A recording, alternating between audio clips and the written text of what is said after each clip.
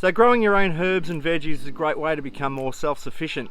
So I've been spending a bit of time in the garden today, and I thought now's a good time to show you what I'm growing in, what's working, what's not, all that fun gardening stuff. So come and have a look.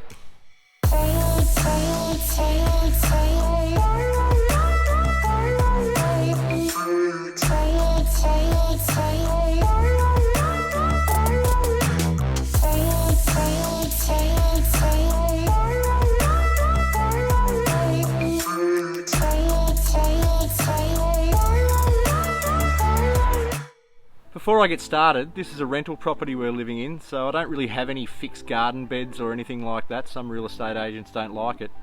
So I've elected to use pots and bins, planter boxes.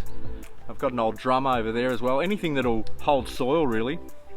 This one here is an old drum I used for a fire pit. I left it out in the rain and it turned all rusted. Now it looks awesome, love it. So when it comes to growing herbs, try and grow your own, because they're easy to grow, they're awesome to cook with, they're bloody expensive, and you shouldn't have to buy them. So if you've got the space, give it a go. My go-to herbs, I'll start with rosemary, mint, sage, and I've got thyme over the back there as well. Pretty self-explanatory really. Rosemary and mint, awesome with lamb. Sage, thyme, chicken, fish. You can even take a couple of sprigs off all these combined herbs and you can tie them up, dip them in olive oil, baste your meats, your steak or your chicken. Trust me, give it a go. Adds flavour, it's wicked. Okay, basil. I grow 3 varieties. I've got your sweet basil, your Thai basil, and your Greek basil. I actually picked this one by mistake. This is a mini Greek basil, so I end up using it for garnish and things. All this basil's about to be harvested soon, coming to the end of the season. So I'm going to make some basil pesto out of sweet basil. Thai basil, awesome in Asian cooking. So is coriander I've got over there, which needs to be harvested as well, but it's going to seed, so I'll keep those seeds and replant. Parsley, oregano, and chives. Awesome in your Italian cooking, bolognese, meatballs, etc. Should always have that. This is tarragon. I've got 2 varieties. Your normal French tarragon, and I've got a winter tarragon, so this will grow all year. Awesome in fish and chicken. Thinking I might do even a pork terrine. So this one's interesting.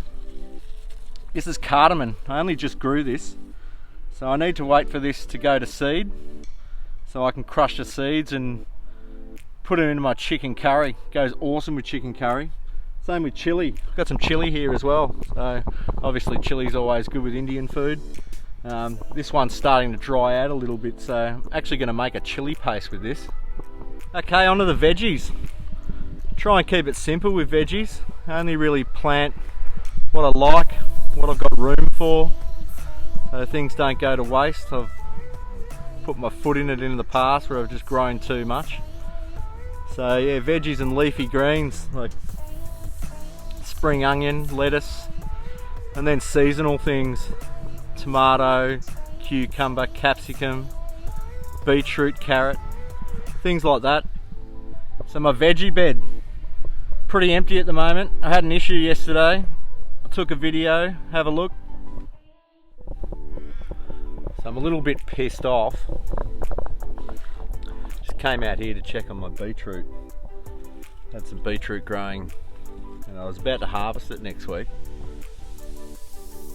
But some little hungry prick has decided he's going to get in there and steal it all. Look, little chunks out of it. So I'm going to have to harvest all this tonight now. Got a few little bits left I can salvage. So, what a piss off. We've got some carrots in here too. So I'm going to have to probably harvest them tonight as well. I think it's a, I think it might be a rat, maybe a possum. I don't know. Anyway, I'm going to harvest all this and cook something for dinner tomorrow night. Yeah, so I had to harvest all this. Can't believe that happened. I was about a week away from taking it all out. I had to salvage what I could. But on the plus side, it gives me more room to grow things. So probably going to grow some leafy greens in here over winter. So these here are called a Veggie Pod. It's what I grow my veggies in. And essentially what they are is a self-watering container garden. So how that works is, you can't really see the bottom of this because I've got a surround built around it, but there's a well down the bottom here which fills up with water. So it has a mist spraying device up the top. Mist sprays, obviously that trickles into your garden, which trickles down to the well, holds water and creates self-watering. So they're a really great product. They do come with a rapid growth netting over the top, but I had to take mine down because mine's a little bit old, and I just put some black netting on it. But I'll put the link in the description below about Veggie Pod, and check them out because they're awesome. They're a really good product. But while I'm here, I might have a little chat about soil that I use and flowers as well. So soil, I pretty much just use a blend of cow manure and just a good quality garden soil. As far as flowers go, it's really important to have flowers in your veggie garden, so it attracts bees. So I won't dive into it too much, but get in touch with your nursery. They'll give you a good guide on what to buy, what will attract bees. There's edible flowers too you can use. I've actually got some saffron growing in here. So if anyone out there has ever grown saffron, I'd love to hear from you, because I thought this had come up by now and it hasn't.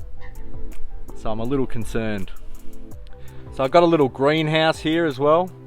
I grow from seed from time to time, so pretty essential to have if you're going to grow from seed.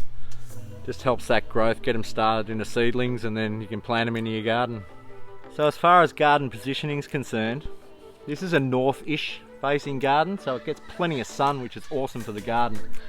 We've also got a bit of shade from this apple tree and a couple of trees behind me as well. It was by fluke, by the way, but it provides a little bit of shade throughout the day to certain parts of the garden, which is stopping them from burning, so it seems to be working really well. Alright, so before I sign off, I thought I might just share a couple of resources that I've got for you. One of them, if you're into growing your own herbs and you kind of don't know what to grow or anything like that, there's this book. It's called the Herb Bible. I'll leave all the descriptions down below. But this one has got just so many herbs in it. Tells you where you can grow them, what they're good for, all that sort of jazz. So it's a really good book. So have a look at that one. And the second is the Diggers Club.